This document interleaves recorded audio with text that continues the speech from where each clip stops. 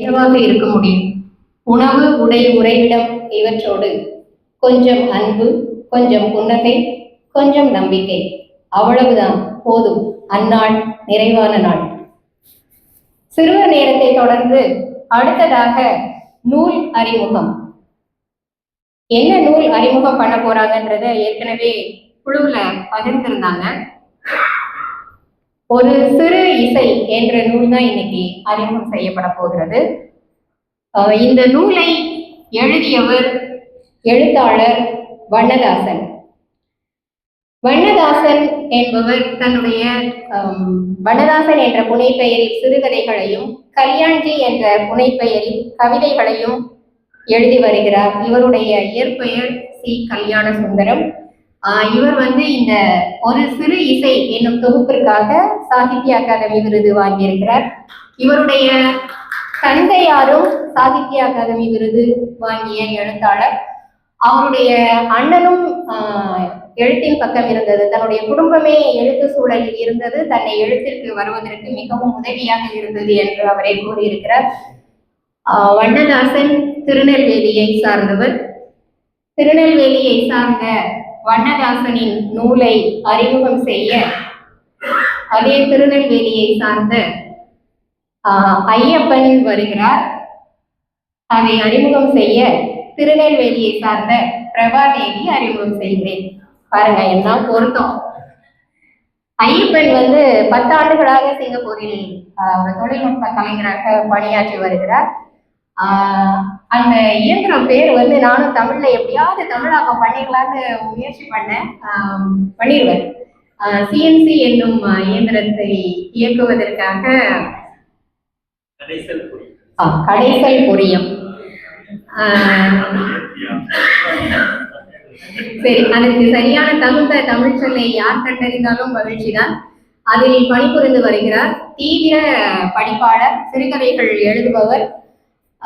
அவர் இந்த சிறு இசை நூலை அறிமுகம் செய்வதை நாம் கேட்போம். அதன் பிறகு சிறிது நேரம் கலந்துரையாடல், உங்களுடைய கேள்வி பதிலை இப்போதே அணியமாக்கி வைத்துக் கொள்ளுங்கள்.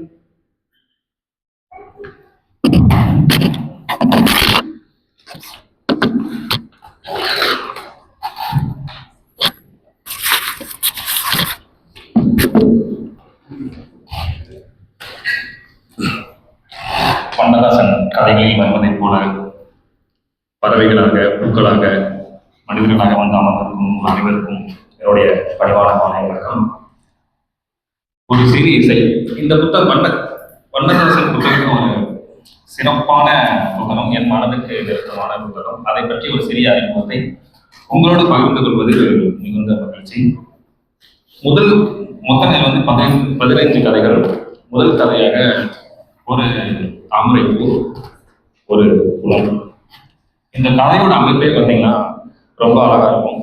அந்த கதையோட மொத்த சாராம்சமே தான் ஒரு சிறிய நம்பிக்கையின் வழியில் தான் நம்முடைய வாழ்வு. ஒரு வயதானவர் மாலை நேரத்தில் தன்னுடைய வீட்டை விட்டு வெளியே கிளம்புகிறார். அவ்வளவுதான். இதுக்கப்புறம் வெளியே போறாரு. அப்புறம் ஒரு சின்ன நம்பிக்கை அவருக்கு கிடைக்குது. ஒரு நாய்க்குட்டி அவரோட கையில கிடைக்குது. அந்த நாய்க்குட்டி அவர் கேட்கிறாரு, நம்ம வீட்டுக்கு போவோமா அப்படின்னு சொல்லிட்டு. இதற்கு இடையில வண்ணதாசன் ஏறத்தாழ ஒரு 1200 வார்த்தைகள் இருப்பாரு. இதுக்கிடையில என்ன எழுதுறது? அங்கதான் வண்ணதாசனோட மேஜிக் இருக்கு. பொதுவாக வண்ணதாசனோட கதைகள் எப்படி இருக்கும் அப்படின்னா, ஒரு குடும்பமா சேர்ந்து ஒரு கல்யாண வீட்டுக்கு போனோம்னு வச்சுக்கலாம், அந்த மாதிரி இருக்கும். இந்த கல்யாண வீட்டுக்கு போனா நம்ம என்ன பண்ணுவோம்? முதல்ல கிளம்புவோம்.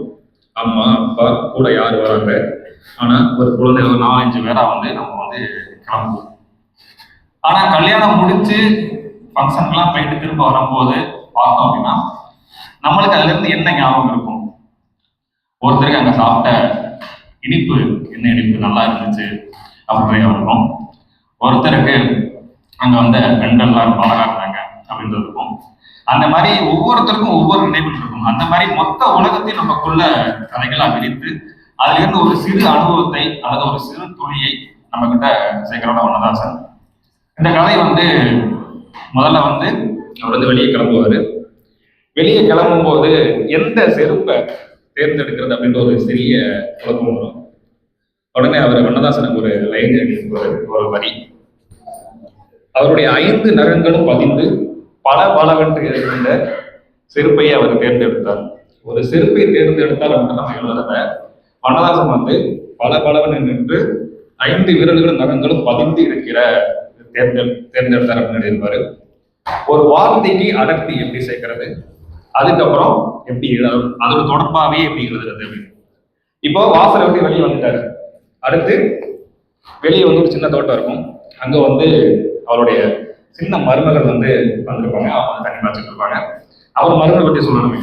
மருமகள் வந்து அவருடைய பேர் வந்து பார்வதி அப்படின்பாரு. இவருக்கு என்ன ஒரு சிக்கல் இருக்கும் அப்படின்னா, மருமகள் பேரு பார்வதி, அவருடைய மனைவி பேரும் பார்வதி. உடனே அவர் கேட்பாரு, பார்வதின்ற பேரே சிறுசாதான இருக்கு, அவர் ஏன் புருஷக்காரன் வந்து பாருன்னு கூப்பிடுறாரு. சரி, புருஷக்காரனா கூப்பிடுறான், இந்த பக்கத்து வீட்டுக்காரங்க என்ன அவங்களே ஏன்னா பாருன்னு கூப்பிடுறாரு. இப்ப கதைகள் வந்து ஒரு 2 பத்திகள் வளர்ந்துருச்சு. அடுத்து வீட்டை விட்டு கொஞ்சம் வெளியே வர்றாரு. அங்க வந்து மரமல்லி இருக்கும், மரமல்லி சின்ன மல்லி இருக்கும். இந்த அடுக்கு மல்லிகளை வந்து அந்த மருமகள் வந்து ஊருக்கு போயிட்டு இருக்கும்போது பாத்தீங்கன்னா பாத்துக்கிறது வந்து இந்த தாத்தா தான். அப்ப அதை பத்தி கொஞ்சம் பேசணும் ஒரு அடுத்த பத்திக்கு. இப்போ அந்த பார்வதிக்கு வந்து பாத்தீங்கன்னா 4 வருஷமா வந்து குழந்தை இல்லாம இருக்கும். கண்ணதாசனோட நுட்பத்தை வந்து ரொம்ப கவனிச்சோம்னா, ஒருத்தைக்கு குழந்தை இல்லை அப்படின்றத வந்து நம்ம எப்படி சொல்லுவோம், என்ன வார்த்தை சொல்லுவோம், ஒரு 8வது வருஷத்துல சின்ன அடுப்ப ஒரு சின்ன வண்ணம் போட்டு தான் சொல்லுவோம்.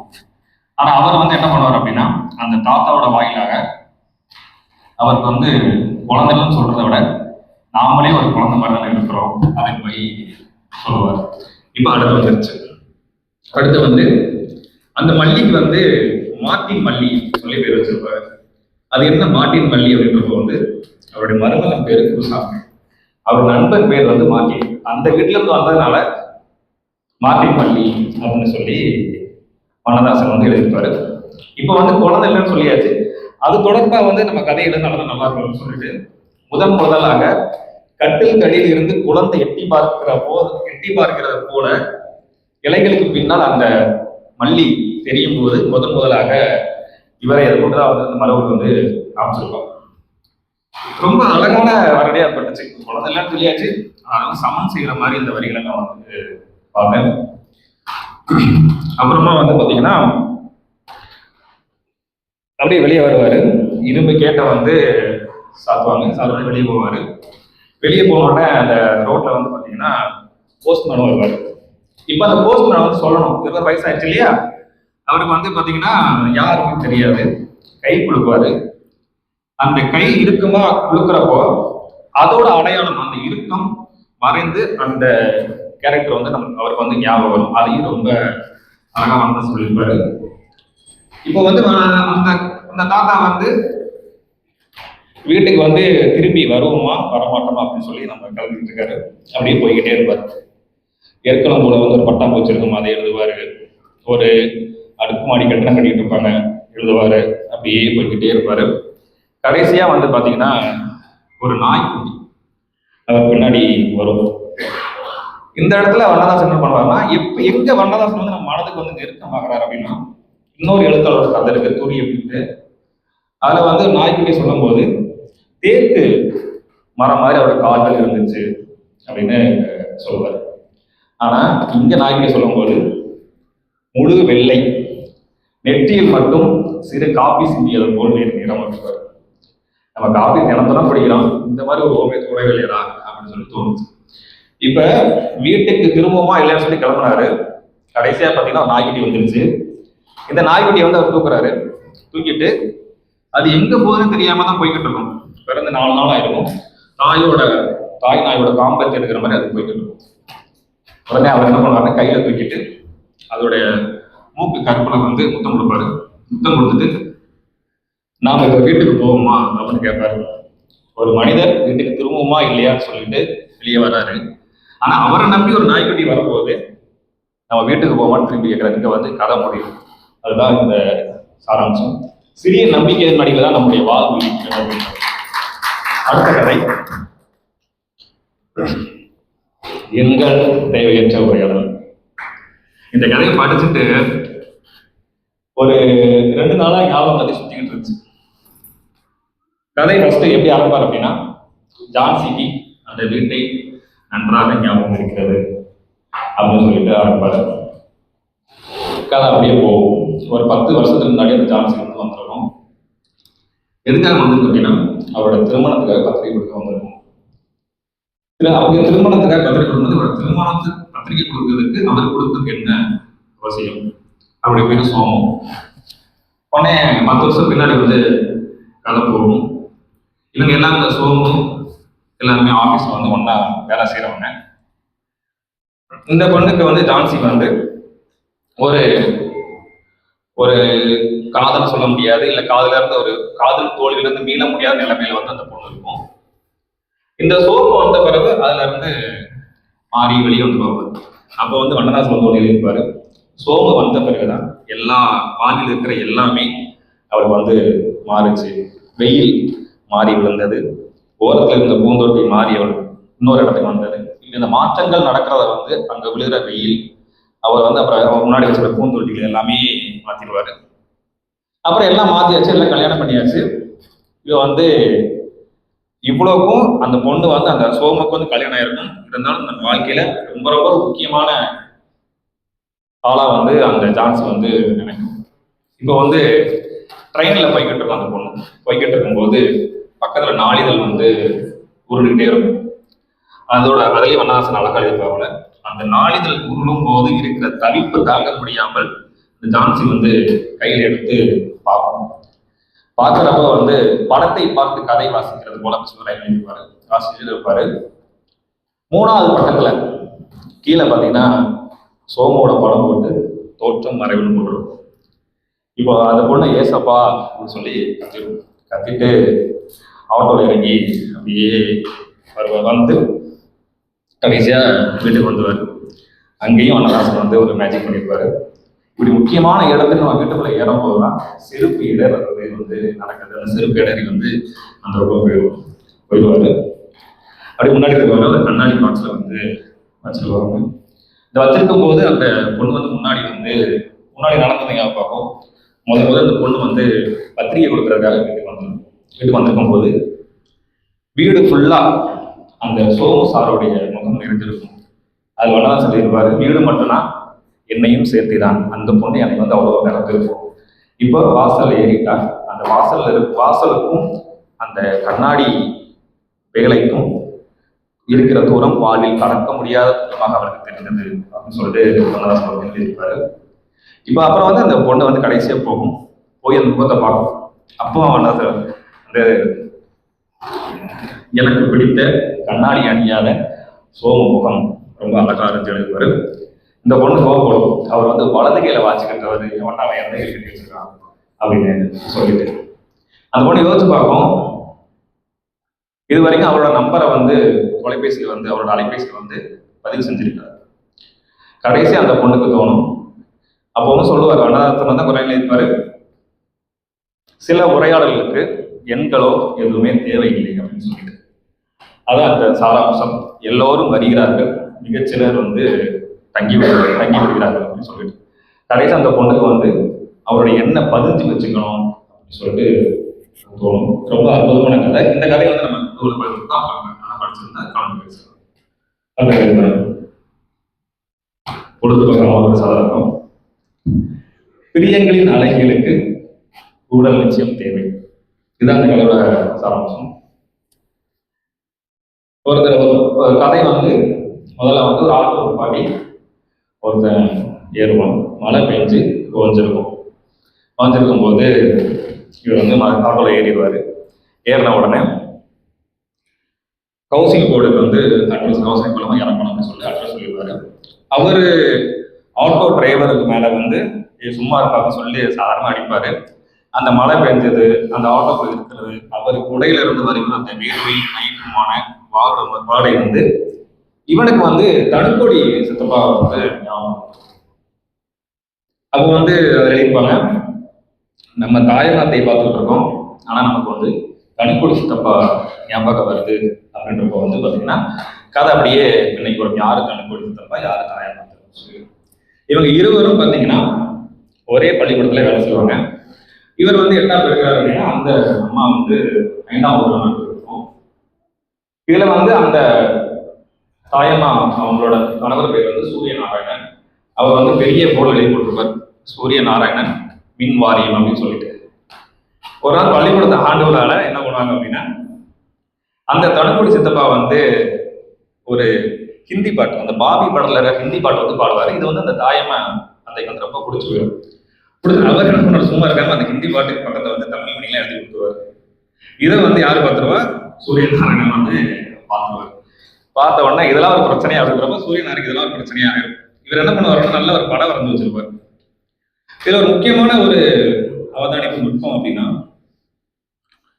ஒருத்தர் வந்து கவர்மெண்ட் வருது, அந்த காலத்துல கவர்மெண்ட் ஜாப் பார்க்குறாரு, மின்வாரத்தில் இருக்கிறாரு அப்படின்னா பொண்ணு எப்படி பார்ப்போம், நம்ம வந்து கற்பா இருந்தாலே எனக்கு வந்து சிவப்பா இருந்தால் தான் பொண்ணு கல்யாணம் பண்ண அப்படி மொத்த கலர் இருந்தாலும் எனக்கு தெரியும் அப்படின்றப்ப வந்து அவர் வந்து கல்யாணம் பண்ணியிருப்பாரு. அவர் கதையில சொல்லியிருப்பாரு, அத்தைக்கு வந்து மாறுகன் அப்படிலாம் கிடையாது, ஆனா வந்து நேர பரப்பும்போது பார்த்தீங்கன்னா லேசா ஒன்றரை கண்ணுன்ற மாதிரி இருக்கும் அப்படின்னு வந்து சொல்லுவார். இப்போ அந்த மாமா என்ன பண்ணுவார் அப்படின்னா, இவர் கொஞ்சம் போது சரியான ஒன்றரை கண்ணில அவர் வந்து ஒரு மனிதன் ஒரு பெண்ணை எப்படி ஒன்றரை கண்ணில் கொஞ்சம் முடியும். அதான் எப்படி வண்ணாசனத்துல என்ன சொல்றாரு அப்படின்னா, நம்முடைய உறவுகளுடைய குறைகளை நம்ம நேசிக்க தவறிட்டோம் அப்படின்னா வாழ்க்கையில வேற எந்த குறையுமே வராது, வாழ்க்கை நிறைவா இருக்கும். அப்புறம் வந்து ரொம்ப அழகா வந்து வண்ணாசனத்துல சொல்லியிருப்பாரு. அப்புறமா வந்து பாத்தீங்கன்னா இவர் என்ன பண்ணுவார் அப்படின்னா, அந்த ஹிந்தி பாட்டு வந்து பேப்பர் எழுதி கொடுத்துருக்காருல, அதை தூக்கி வந்து ஒழிச்சு வச்சுருவாரு. ஒழிச்சு வச்சுட்டு வந்து தெரியாத மாதிரியே இருப்பாரு. அந்த அம்மா வந்து கேட்கும், அந்த பேப்பரை என்ன ஏன்ட்ட வந்து கேட்குறேன், ஏன்ட்ட வந்து கேட்குறேன் சொல்லிடுவாங்க. இது சொன்னது பார்த்தாங்க, நீ வெளியே போயிருந்த சமயம் அடுக்குமல்லி வித்தான் வெளியில நான் வந்து வாங்கி வச்சிருக்கிறேன் அப்படின்னு அந்த சொல்லிட்டு அடுக்குமல்லி வந்து கட்டி வச்சிருப்பாரு. இந்த பொண்ணுக்கு அதாவது ஒரு தப்பு செஞ்சிட்டோம், அதுக்கு ஒரு பிரயாசத்தமா அந்த பொண்ணுக்கு வந்து மல்லிகைப்பூ கட்டி வைப்பாரு. அப்புறம் கடைசியில் என்ன ஆகும் அப்படின்னா, அந்த அம்மா வந்து அந்த தனுக்குடி சித்தப்பா இருக்காங்க, அவர் வந்து டிரான்ஸ்பர் ஆகி வேற ஊருக்கு மாற்றல் ஆகி வேற ஊருக்கு போவாரு. அப்போ வந்து வீட்டுக்கு வந்து விருந்து கூப்பிட்டுருப்பாங்க. இவர் வந்து சூரிய மாமாவுக்கு வந்து பிடிக்காது. உடனே என்ன பண்ணுவார் அப்படின்னா வெளியே கிளம்பி போயிடுவார். வெளியே கிளம்பி போகும்போது இந்த பையனும் கதையை சொல்லிதுனாலயா, இந்த பையனும் அந்த அத்தையும் பேருந்தை ஏற்றி அவங்கள ஊருக்கு போறது வந்து பேருந்து நிலையத்துக்கு வந்து போயிருப்பாங்க, பேருந்து வந்து போயிருப்பாங்க. இந்த தாயமாத்தை என்ன பண்ணும் அப்படின்னா, அந்த சாருக்காலே தனுக்கோடி சாருக்காலே அவரோட மனைவியோட கையை வந்து பஸ் வர்ற வரைக்கும் வந்து பிடிச்சிருக்கும்.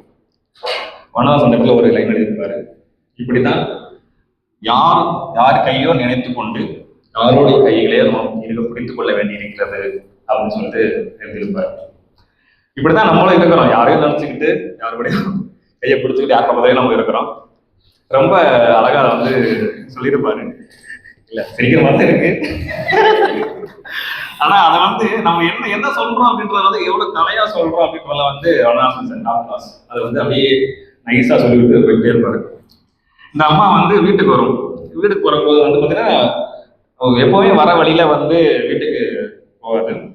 அந்த பையன் கேட்பான், வீடு எந்த வழியில இருக்கு, ஏன் எந்த வழியில போறீங்க அப்படின்னு கேட்கிறப்ப அந்த அம்மா சொல்லுவோம், எந்த வழியில போனாலும் வீடு வந்து வந்துடும் அப்படின்னு சொல்லி அந்த அம்மா சொல்லி கூட்டு போவோம். வீட்டுக்கு போனோம்னா இதான் காட்சியில வந்து உச்சமா கதையில உச்சமா இருக்கும். சூரிய மாமா வந்து வந்துருவாரு, போயிட்டு தெரிஞ்சு போச்சு வந்து ஒரு ஈஸியர்ல உட்காந்து வீட்டுல இருக்க எல்லா லைட்டையும் போட்டுட்டு வெளியே வந்துருப்பாரு. இந்த தாயமாத்து வீட்டுக்குள்ள வந்து அதிகப்படியான ரூம்ல இருந்துகிட்டு இருக்க வெளிச்சத்தெல்லாம் அணைச்சு இன்னொரு வெளிச்சத்துக்குள்ள இன்னொரு அறைக்குள்ள போய்கிட்டு இருக்கும். சூரிய மாதா கேட்பாரு, என்ன மசியத்துக்கு வந்தாச்சா அப்படின்னு சொல்லுவாரு. அப்போ வந்து வனவாசந்த காட்சி எழுதிப்பாரு. அந்த அம்மா வந்து ஒரு ஒளியில இருந்து ஒளி அதிகபட்சமா இருக்கிற ரூம் அணைச்சிட்டு இன்னொரு ரூமுக்கு போகுது, இதுவே பதில் சொன்ன மாதிரி தான் இருந்தது அப்படின்னு சொல்லிட்டு. ஆனா இவங்களோட வாழ்க்கை வந்து தனுக்கோடியை வந்து சார் இருக்க வரைக்கும் தினம் சண்டை போட்டு ரொம்ப ஜாலியா போய்கிட்டு இருக்கோம். அவர் போன உடனே பாத்தீங்கன்னா ஒரு நாள் உட்காந்து வந்து சதுரங்க விளாண்டுட்டு இருப்பாங்க. அப்பதான் அந்த பையன் வருவான், என்ன மிச்சம் என்ன செஸ்ல விளாண்டிலான்னு கேட்பான். ஆமா அப்படின்னு சொல்லுவாங்க. அவர் சொல்றாரு, ஏதாவது பொழுது போகல அப்படின்னு சொல்லி விளாண்டுட்டு இருந்தோம். அதாவது இந்த தனுக்கோடி ஒரு கேரக்டர் இருக்கிற வரைக்கும் ரொம்ப சுவாரஸ்யமா போன வாழ்க்கை வந்து அந்த ஊடகம் சொல்றோம் இல்லையா, ஊடலா போன வாழ்க்கை வந்து அவர் போன பிறகு பொழுது போகாம சுகந்து விளாண்டுட்டு இருக்க மாதிரி இருக்கு அப்படின்னு சொல்லி ரொம்ப முக்கியமான கதையும் கூட. பூரணம் இது வந்து ஒரு பூரணலிங்கம் அப்படின்ற ஒரு மனிதனை பத்தின கதை. இந்த கதையை வந்து எப்படி சொல்றது அப்படின்னா, எப்படியாவது சொல்லிதான் ஆகணும். ஒரு ஒரு ஆணை பற்றி பேசுற கதை. முதல்ல வந்து வண்ணதாசன் வந்து கதையில நுட்பம் என்ன பண்ணுவார் அப்படின்னா, ஒரு இடத்துல எந்த இடத்துல ஆரம்பிக்கணுமோ கதை அந்த இடத்துல ஆரம்பிக்காது, வேற எங்கேயும் ஆரம்பிச்சு அப்புறம் கதை பின்னணியை வந்து ஆரம்பிக்கணும். முதல்ல கதையை ஆரம்பிக்கும், அப்புறம் முடிவு வந்து சொல்லிடுவாரு. அது என்னவோ மீனை கருப்பு பாலித்தீன் பையில தான் போட்டு கொடுக்கிறார்கள் அப்படின்னு சொல்லிட்டு அது வந்து ஆரம்பிச்சாங்க கதை. அது அப்படியே பேக்ல போகும்போது போக போக போக அந்த மாமா யாரு எல்லாம் அவருக்கு அப்படியே கல்யாணம் ஆச்சு எல்லாமே சொல்லிட்டு அப்படியே போய்கிட்டே இருப்பாரு. ரொம்ப அழகான கதையும் கூட, ஒரு எளிமையான மனிதனை பற்றிய கதையாவது வந்து எனக்கு இது ரொம்ப பிடித்த கதையும் கூட. இதுல வந்து செங்கோலத்து அத்தை அப்படின்னு சொல்லிட்டு ஒரு கேரக்டர் வரும். அவங்க தான் வந்து பாத்தீங்கன்னா அந்த பூரணலிங்கம் மாமாவுக்கு வந்து பாத்தீங்கன்னா எல்லா உதவிகளும் செய்வார். கல்யாணம் பண்ணிக்கும், இவரோட தங்கச்சிக்கு கல்யாணம் பண்ணிக்கும். ஏன்னா இவரோட அம்மா அப்பா 2 பேருமே இறந்துருவாங்க. அதனால எங்க இருந்தோ அந்த அத்தை வந்து இவங்களுக்கு வந்து கல்யாணம் பண்ணிக்கும். அங்க வந்து ஒரு லைன் வரும், இப்படி துருப்பிடிச்சதையும் அழுக்கையும் புழங்கின கைகளுக்கு தட்டோட்டியில் இருந்து விழுகிற மலை போல நம்ம கையை கழுவுறதுக்கு யாராவது நமக்கு வந்து சேர்ந்துடுறாங்க தானே அப்படின்னு சொல்லி அந்த வகையில் எழுதியிருப்பாரு. யோசிச்சு பார்த்தா நம்மளுடைய வாழ்க்கையும் பார்த்தீங்கன்னா ரொம்ப பொருத்தமாக வரும். நம்ம இங்கே உட்காந்துருக்கோம் அப்படின்னா நம்ம சொந்தக்காரங்க ரத்த உறவுகளை தாண்டி யாரையாரோ நம்மளை சேர்த்து உடனே பார்த்து வச்சிருப்பாங்க. அதை வந்து அந்த லைன் ஒருத்த வகையில வந்து ரொம்ப அழகாக கற்றுக்கிட்டு ரொம்ப எளிய மனிதன் கதையை ரசிக்கிற மாதிரி ரொம்ப அழகா சொல்லியிருப்பாரு. கனியான பெண்ணும் நுனியில். இந்த கதையோட தலைப்பே பார்த்தீங்கன்னா ஒரு கவிதை மாதிரி இருக்கும். ரொம்ப சாதாரணமான கதை. கதையில வரக்கூடிய அவளும் அவருடைய மகனும் ஒரு கடைக்கு பழம் வாங்க போவாங்க. அந்த பழம் வாங்குறதுல அங்க என்ன நடக்குது அப்படின்ற வந்து கதையா இருப்பாங்க. அது எப்படி சொல்றது அந்த வர்ணனை. அப்புறம் வந்து ஒரு கதைக்கு சூழலை வந்து எப்படி நம்ம வந்து அமைக்கணும் அப்படின்றது வந்து இந்த கதை வந்து மிக சிறந்த உதாரணம். நம்ம கதை எழுதும்போது என்ன அப்படின்னா, ஃபர்ஸ்ட் ஒரு லைன் எழுதுவோம், அடுத்த ஒரு லைன் எழுதுவோம், மேலர் கல்யாணம் கீழர் கல்யாணம் சம்மந்தமே இருக்காது. ஏன்னா இது எங்கேயோ இருக்கு, இது ஜம்மு காஷ்மீர்ல இருக்கு, இதனால கன்னியாகுமரியில எழுதி வச்சிருக்கோம். இது இடையில வந்து எப்படி நம்ம வந்து சம்பந்தப்படுத்திக்கலாம் அப்படின்றது இந்த கதை ரொம்ப ரொம்ப முக்கியமான கதை. உடனே இதை எப்படி எங்க அமைப்பா அந்த காட்சியில் அமைப்பார் அப்படின்னா, ஒரு பழக்கடை வாசல்ல வந்து அமைப்பார். ரொம்ப அழகா அந்த கதை வந்து போகும். இவர் வந்து மாதுளம்பழங்கள் வாங்கிட்டு இருப்பாரு. பக்கத்துல வந்து அந்த பொண்ணு இருக்கிற நினைப்பிலே இந்த மாதுளம்பழம் நல்லா இருக்கா அப்படின்னு சொல்லி அந்த பொண்ணு கேட்பாரு. அந்த பொண்ணு வந்து வேற எங்கே இருக்கும், அவருடைய பொண்ணு தினகரி அந்த பொண்ணோட பேரு. பக்கத்துல இருக்கிறவர் வந்து பாத்தீங்கன்னா ரொம்ப அழகா சிரிச்சுக்கிட்டே நல்லா இருக்கு சார் சொல்லுவாரு. ஏன்னா அவங்க பதில் சொல்லணும், இல்லைன்னா பக்கத்துல இருக்க சொல்லுவாரு. பக்கத்துல இருக்கிறவர் வந்து ரொம்ப ஒரு நரைச்ச முடி, அப்புறம் வந்து தாடியும் ஒரு மாதிரி இருக்கும். நம்ம என்ன பண்ணா ஒரு ஒரு அழுக்கானவரா இல்லாது ஒரு கதையில வரணுமான ஒரு புரட்சி கதையில வரும் இல்லையா, நம்ம என்ன பண்ணுவோம் அப்படின்னா ஒரு அழுக்கானவர்களா எழுதி அடையாளம் கொடுப்போம். ஆனா அவர் என்ன பண்ணுவார் அப்படின்னா வண்ணதாசன், அவர் மேலிருந்து அடிக்கிற வாசம் அபிஷேக திருநீர் மாதிரி இருந்தது அப்படின்னு சொல்லி சொல்லுவாரு. இன்னொன்னு சொல்லுவாரு, இதற்கு முன்னால பக்கவாட்டில இருந்து பார்க்கும்போது இவ்வளவு அழகான மூக்கை நான் பார்த்ததே இல்லை அப்படின்னு சொல்லுவாரு. ஏன்னா மூக்கெல்லாம் அந்த மனசை ரசிக்கிறாரு அப்படின்னு போகும்போது அடுத்த லைன் எழுதுவாரு, இந்த மூக்கை பார்க்கும்போது அறிவியல் கிளாஸ் எடுத்த தாமஸ் சார் ஞாபகம் வருகிறது. வகுப்பறையில் தேர்வு எழுதி பண்ணி கொண்டு இருக்கும்போது இடையில் ஓடிய மரங்குத்தியோட ஓசையும் கேட்கிறது அப்படின்னு சொல்லியிருப்பாரு. பாருங்க, மூக்கு எங்க இருக்கு, அடுத்து தாமஸ் சார் எங்க இருக்காரு, மரங்குத்தி எங்க இருக்கு, மூணுக்குமே சம்மந்தம் இருக்கா. நான் கதையோட படிக்கும் போது அவ்வளோ அழகா சம்மந்தப்படுத்தி எழுதியிருப்பாரு. உடனே இவங்க 3 பேரும் அந்த மாதுளம்பழத்தை வந்து பொறுக்கி தேர்ந்தெடுத்துட்டு இருப்பாங்க. அவர் வந்து என்ன பண்ணுவாருன்னா கொய்யாப்பழம் வாங்கியிருப்பாரு. உடனே அந்த பொண்ணு வந்து இவங்க நடந்துட்டு அந்த ஒரே நாள் பார்த்துக்கிட்டே இருக்கும். வந்து அந்த அப்பா வந்து பின்னாடி சுரண்டி கூப்பிடும், கொஞ்சம் தள்ளி வாங்க அப்படின்னு சொல்லிட்டு. இவர் வந்து என்ன பண்ணுவார் அப்படின்னா அந்த பொண்ணை கூப்பிட்டுட்டு போவார். இவர் ஏதோ பைக் சாவியை வந்து மறந்து வச்சிட்ட மாதிரி அந்த பொண்ணை கூட்டிட்டு போய் அந்த ஆளை எனக்கு நல்லா ஞாபகம் இருக்கு, ஏன் அந்த மூக்கை வர்ணிச்சாரு அப்படின்றது வந்து இப்போ வந்து அந்த ரிவீல் ஆகும். ஏன் அந்த மூக்கை வந்து வர்ணிச்சாரு அப்படின்னா அந்த பொண்ணு சொல்லணும், இவர் எனக்கு நல்லா ஞாபகம் இருக்கு, அந்த மூக்கை எனக்கு நல்லா ஞாபகம் இருக்கு, இவர் தான் போன வாரம் எங்கள் காலேஜ் போகும்போது பஸ்ஸில் 1ஆம் ஆண்டு படிக்கிற பெண்கிட்ட செயினை அறுத்து திருட முற்பட்டு பிடிபட்டான். அந்த மூக்கிலே தான் எல்லாரும் அடிச்சாங்க, ரத்தம் அடிஞ்சுட்டே இருந்தது, தொடச்சிக்கிட்டு இருந்தான். இப்போ அவன் திருடன், நம்ம பலதாக வந்திருக்கோம். இப்போ ஒதுங்கி போறதா இல்லை அந்த திருடனை போலீஸ் வைக்கிறதா என்ன நிற்கிறது? இதுதான் வண்ணதான் சொன்ன கண்கள் இதை எப்படி பார்ப்பார் அப்படின்னா, அதெல்லாம் ஒன்றும் இல்லைம்மா, அவர் கையாப்பழம் வந்திருக்கிறாரு, நாம மாதுளம்பழம் வாங்க வந்திருக்கோம் அப்படின்னு சொல்லுவார். அவ்வளவுதான். ஏன்னா நேற்று அடையாளம் இன்று என்னுடையதாக இருக்க வேண்டும் என்பதில் எந்த கட்டாயமே அவருக்கு கிடையாது. இது அந்த கதையோடைய மொத்த சாராம்சம். அப்படியே சொல்லிட்டு இருந்துருவாங்க. அவருக்கும் ஒரு பெண் பிள்ளை இருக்கும். அந்த பெண் பிள்ளையெல்லாம் சும்மா வரைஞ்சிக்க மாட்டாரு. எனக்கே ரொம்ப உதவியா இருந்த கதை. ஒரு நீலக்குடை வச்சிருக்கும். வெயில் அடிக்கும் போது அந்த நீலக்குடையில வெயில் பட்டு தோளில் ஒரு புறமாக நிழல் இருந்ததுல இருந்து அந்த பெண்ணை அந்த முடி ஒரு கற்றை முடியை இருக்கும். இந்த ஒரு கற்றை முடியை நான் ஒரு பதில் யூஸ் பண்ண வைத்தியம் தெரியும். இந்த முடி கற்றை முடி ஒவ்வொரு வார்த்தையும் பார்த்தீங்கன்னா நம்ம எடுத்து அப்படியே லைட்டா உரிய நம்ம பண்ணிட்டீங்க யூஸ் பண்ணலாம். ரொம்ப அழகா இருக்கும். ஆனா அதை இளையராஜா மாதிரி எந்த பாட்டு தெரியும், எங்க இந்த இடத்த நான் சுட்டேன் அப்படின்னு சொல்லி நான் சொன்னாதான் உங்களுக்கு தெரியும். அதுல ரொம்ப அழகான கதை. அவ்வளவுதான் இந்த கதையை அப்புறம் கடையில வைக்கிறாங்க. அவர் கொய்யாப்பழம் வாங்கி வந்திருக்குது, நம்ம மாதுளம்பழம் வாங்கி வந்திருக்கோம் சொல்லி அந்த கதை முடிஞ்சிடும். அது நிரப்புதல். இந்த கதையை பார்த்தீங்கன்னா ஆரம்பிக்கிற இடம் சம்பந்தம் இல்லாத இடத்துல ஆரம்பிக்கும், முடிகிறது அதே இடத்துல தான் முடியும். ஆனால் கதை வேற எங்கேயோ நடக்கும். காரை விட்டு பார்த்தீங்கன்னா ஒரு காரை வீட்டு முன்னாடி இறங்குவாங்க. கார்ல ஒரு அம்மா இறங்கும். அப்புறம் ஹரி ஒரு ஆள் இருப்பாரு. அவர் அந்த அம்மாவுடைய தம்பி, அப்புறம் அவருடைய மகள், 3 பேரும் இறங்கி அவருடைய தோழி வீட்டுக்கு புதுமுறை பொருட்களாக கொடுக்க வருவாங்க. என்ன கொடுக்க வருவாங்க? அழைப்புதல் கொடுக்க வருவாங்க. இப்ப அதாவது பிளாஷ்பேக்கா கதை சொல்லணும் அப்படின்றப்போ பாத்தீங்கன்னா எப்படி இது நம்ம ஒரு சங்கிலி தொடர் போல இதை போர்க்கிறது அப்படின்னு முடிவு பண்ணப்போ என்ன முடிவு அப்படின்னா, அந்த பெண்ணோட பேரை எல்லாரும் பாத்தீங்கன்னா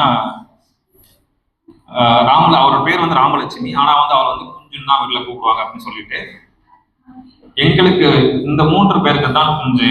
ஆனா இவர் அதாவது அந்த ஆபீஸ்ல அதாவது அலுவலகத்துல இவருடைய பேர் KR கல்லிடக்குறிச்சி ராமலட்சுமி அப்படின்னு சொல்லுவார். இந்த கதை அடுத்த கட்டத்தில் நடக்குது. இந்த அலுவலகத்துல நடக்கிற அப்புறம் அலுவலகத்துல சொல்லுவாரு. கதை அப்படியே பின்னோக்கி போகும். இவங்க 3 பேருக்கும் தவிர இவரோட தங்கைய ரமணி இருந்தாள் அப்படின்னு சொல்லிட்டு ஒரு ரமணி அந்த கடைக்குள்ள வருவாங்க. ரமணி யார் அப்படின்னா அந்த ராமலட்சுமியோட தங்கச்சி. அவ பிகாம் முடிச்சுட்டு எம்காம் தங்கிறதுக்காக விண்ணப்பம் வாங்கி வச்சிருப்பாங்க. நைட்டு சாப்பிடுற போது பார்த்தீங்கன்னா ஒரு நார்த்தங்க ஊரை அதிகமாக இருக்கும். அதை ஒரு தனியாக தட்டில் எடுத்து வச்சிருப்பாங்க.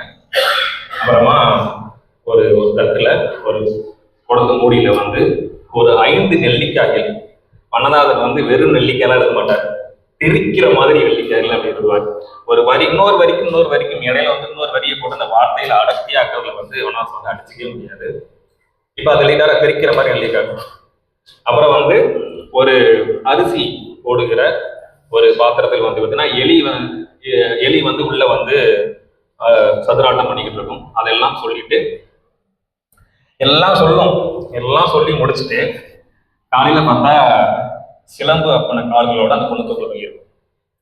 இப்போ ஆபீஸ் தகவல் வரும். இப்ப ஒரு அம்மா அவரோட தம்பி ஹரி, ஒரு மகள், அந்த அம்மாவோட மகள் இருக்கிறாங்க. ரொம்ப எளிய குடும்பம். ஒரு பொண்ணு இப்படி தவறுது அப்படின்றப்போ அந்த மூத்த பெண்ணுக்கு பார்த்தீங்கன்னா என்ன தேவை இருக்கும்? ஒண்ணு, இந்த பொண்ணு எப்படி இறந்தது அப்படின்ற கதை கொண்டு போறதா, இல்ல அந்த பொண்ணு இறந்ததுக்கு நியாயம் கேட்கறதுக்காக அந்த கதை கொண்டு போடுறாங்கன்றத வண்ணதாசனுக்கு இங்க வண்ணதாசன கண்கள் எதை பார்க்கும் அப்படின்னா, அந்த பொண்ணோட இன்னொரு பொண்ணு இருக்கிற மூத்த பொண்ணு ஒரு இருக்கிறார், அவளுக்கு எப்படி கல்யாணம் பண்றது, எளிய குடும்பம்ல போகுது அப்படின்னு சொல்லிட்டு இந்த கதை அப்புறம் அந்த பொண்ணுக்கும் கல்யாணம் நடக்கும். அது ஆபீஸ்ல ஒருத்தர் இருக்கிற கேட்டுருவாரு. கேட்ட உடனே ரொம்ப அழகா கதையை கொண்டு போய் முடிச்சிருவாரு. இப்போ அதான் அந்த கதையில நான் எழுதிருக்கேன். ஒன்றை கொட்டி விட்டு இன்னொன்றை நிரப்புவதற்கு தான் காலம் அப்படின்னு சொல்லிட்டு ஒரு பொண்ணு இறந்தாலும் இன்னொரு பொண்ணுக்கு எப்படி வாழ்க்கை அமையணும், நம்ம வந்து சமூகம் வந்து எதை பார்க்கணும் அப்படின்றது வந்து ரொம்ப அழகா வந்து இந்த கதையில சொல்லியிருப்பாரு. என்னாச்சு பாஸ்ட் டைம் இருக்கா? நான் எவ்வளோ நேரம் இருக்கு? முடிஞ்சிருச்சா? இன்னும் 5 கதை இருக்கியா? 5 இருக்கா சொல்லுக்காவா? இல்ல பேசுறது போர் அடிக்கா? இல்ல நல்லா இருக்கு.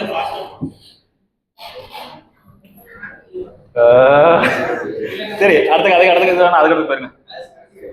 கடைசி கதையை போயிடலாமா?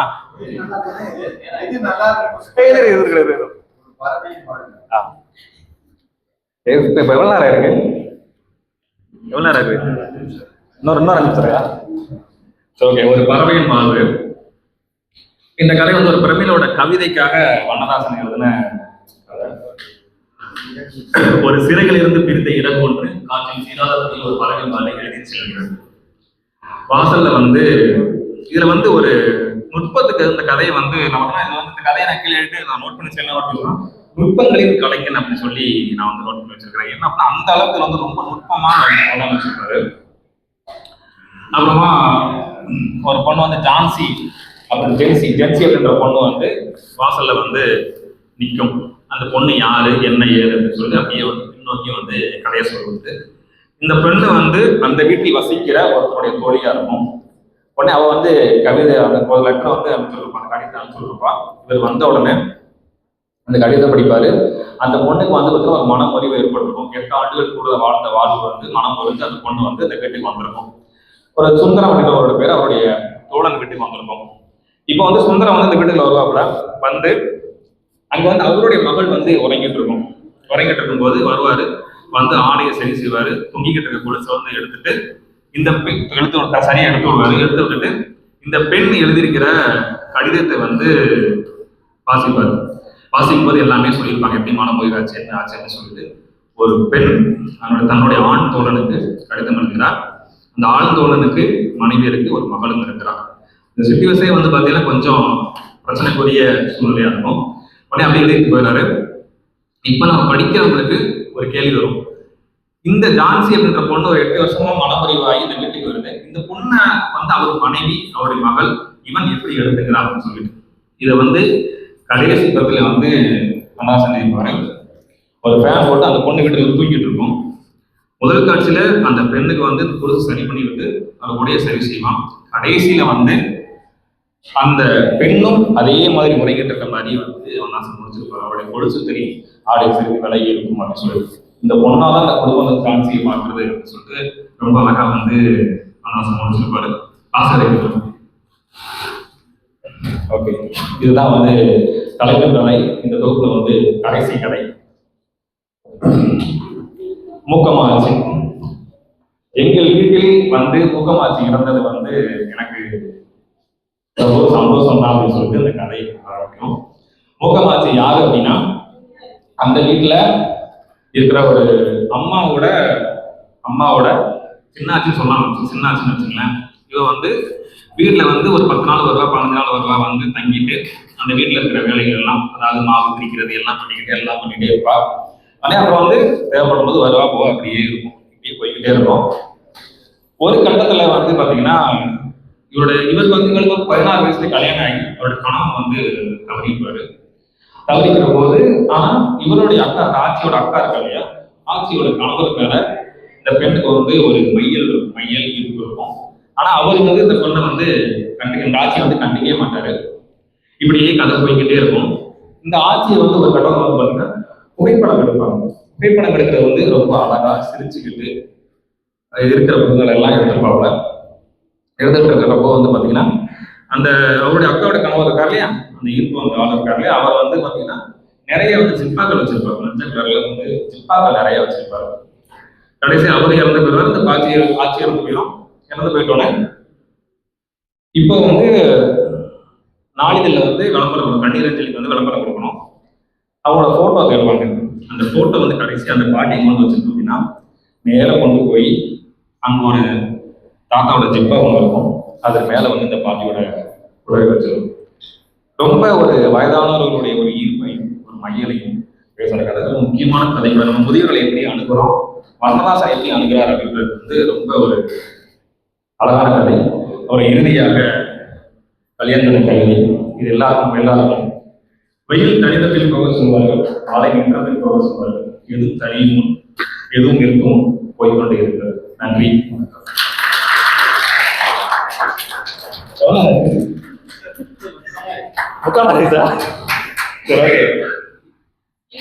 கேள்வி ஏதாவது கதைகள் இல்லையா? அப்படி கணக்கிடலாமா?